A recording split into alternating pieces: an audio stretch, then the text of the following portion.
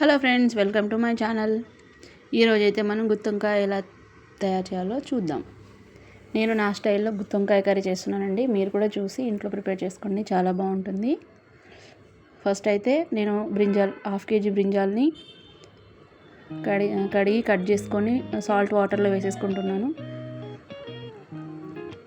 ఇలా అయితే కట్ చేసుకోవాలి. అందులో లోపల పురుగులు ఉంటాయి, అవి కొంచెం చెక్ చేసుకొని కట్ చేసుకోవాలి.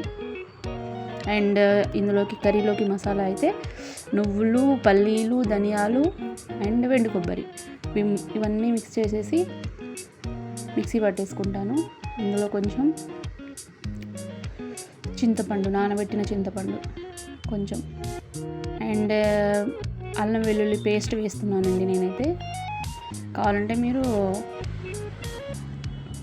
అల్లం పీసెస్ వేసుకున్నా పర్లేదు. అండ్ పసుపు, కొంచెం కారం, మీకు తగినంత కారం వేసేసుకోండి.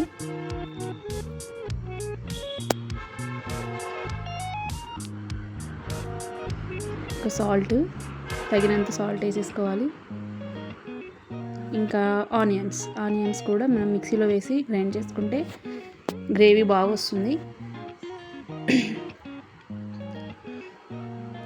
ఇప్పుడైతే మనం ఎలా ప్రిపేర్ చేసుకోవాలో చూద్దాం.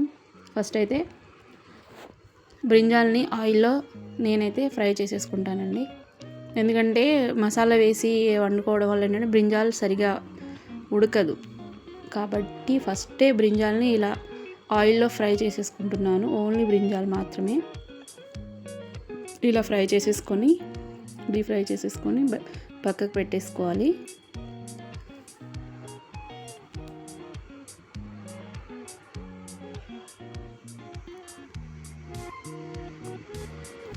ఇలా ఫ్రై అయితే అయిపోవాలి. ఇప్పుడు నెక్స్ట్ అదే ఆయిల్లో నేను మసాలా ప్రిపేర్ వేసేసుకుంటున్నాను. తాలింపు, యాలకులు, ఇలాచి అండ్ దాల్చిని, కొంచెం జీరా.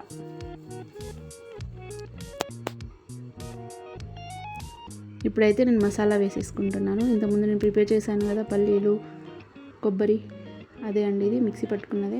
ఆ మసాలా మొత్తం ఇప్పుడు ఆయిల్లో వేసేసి ఫ్రై చేసేసుకుంటాను. ఇలా ఉడికించడం వల్ల పచ్చిగా ఉంటే ఆ పచ్చిగా వాసన అనేది పోతుంది. ఫస్ట్ ఆయిల్లో ఫ్రై చేసుకోవాలి.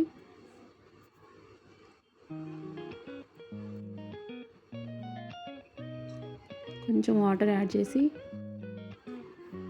ఉడికించుకోవాలి.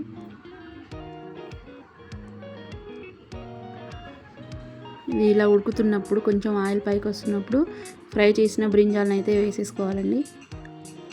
ఇలా వేసేసుకొని ఇలా వండడం వల్ల ఏంటంటే బ్రింజాల్ కూడా మంచి టేస్టీగా ఉంటుంది. అండ్ లోపల కూడా అంత ఫ్రై అయిపోయింది కాబట్టి బాగుంటుంది, పచ్చిగా లేకుండా.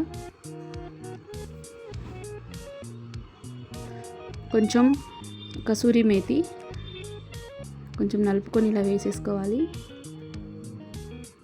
వాటర్ పోసి ఉడకబెడుతున్నానండి.